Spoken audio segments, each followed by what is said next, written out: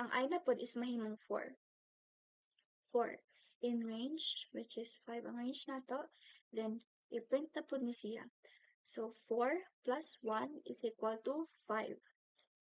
Sa numbering na pod na siya, then ang drinks nato is 4, which is 0, 1, 2, 3, 4. Ang pinaka-last, wine. So, ma-display daya is wine. Tapos, ang prices is 100. Kaning 100. Kay 0, 1, 2, 3, 4. So, kana.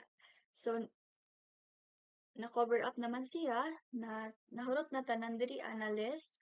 Diri pod sa prices, nahurot na-cover na siya tanan. So, mag-stop na ang loop. Mag-print na siya, mag-proceed na siya diri sa pag-print o space or blank space. Diri ang part is gi-get or gikuha na to ang starting balance sa user. So, natay variable name na balance, diri ibutang ang balance na gi-input ni user. So, kana, integer dapat siya, and enter your balance. So, gi-prompt na to si user na i-input ang iyang balance or kanang kwarta niya. So, diri na ta sa while loop, purchase process. So, diri sa while loop, sa purchase process, magamit kag while loop. So, while balance is greater than or equal to the cheapest price or cheapest drinks sa list, which is ang pinaka-cheap is 25 pesos. So, if matro na, mag-proceed siya diri. And if ever na dili siya matro, mag-proceed siya diri sa else pinakaubos, you don't have enough money to buy drink. So, what if true na siya? What if kanang dawat na siya? So, mag-proceed ka diri. So, if ang balance ng user is greater than or equal to sa kanang pinaka-cheapest price sa menu is mag-proceed ka diri sa print. I-print ang current balance ni user. Diri. I-prompt na po nato si user na i-input or i-enter ang number ng drink na gusto niya paliton. Then, and ibutang siya sa choice variable, kanin sa variable na choice. Then, na siya minus 1, kay ang limit naman dyan na to diri sa list is 0 to 4. As what I said earlier, 0 to 4 lang siya. So, ang 1 to 5 is mayo siya 0 to 4. Maong na siya minus.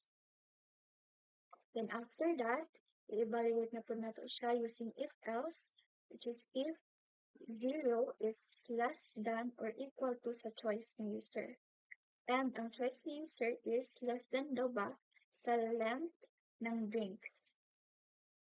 So, ang length ng drinks nato, di ba, is 5. So, kana.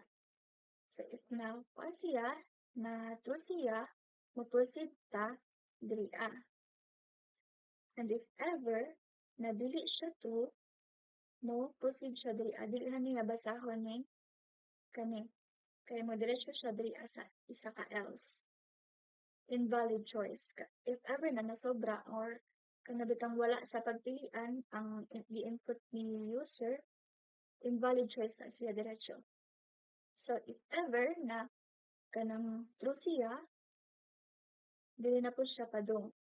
If balance is greater than or equal to the price or choice. So, pag evaluate na, if mas dako daw ba ang balance ni user kaysa sa price na choice niya. Tapos, if evaluate na, ang balance is minusan ng price choice nagipili ni user. So, kana. After that, i-print na you bought a drink choice ni user. Nagamit ko diri o F string, which is para ma-format siya para dali siya i-insert na lang kung sa ang choice ni user. Tapos, i-display po diri ang remaining balance kay i-minus man diri. So, ang result diri ibutang diri. Then, sunod, print, thank you for buying. After that, for example, if dili ni na-satisfy kani if mas baba ang balance ni user kaysa sa prices na gipili niya, mo-diretso siya diri sa else. We don't have enough money for that drink. So, stop na siya. So, next is kaning more. Ang purpose niya is i-ask nato si user kung gusto pa ba niya magpalit og drinks. Yes or no. So, ibutang nato diri siya sa more na variable name. So, the input strip and that lower. If nag-ingon si user na yes, gusto pa niya, mag-continue siya and mabalik na po siya diri sa kuan niya sa balance niya and mag-prompt na pod kung unsa ang gusto niya napaliton.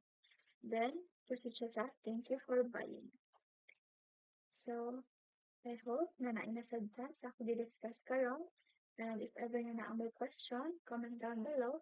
And i-try po na ako best para ma-answer na.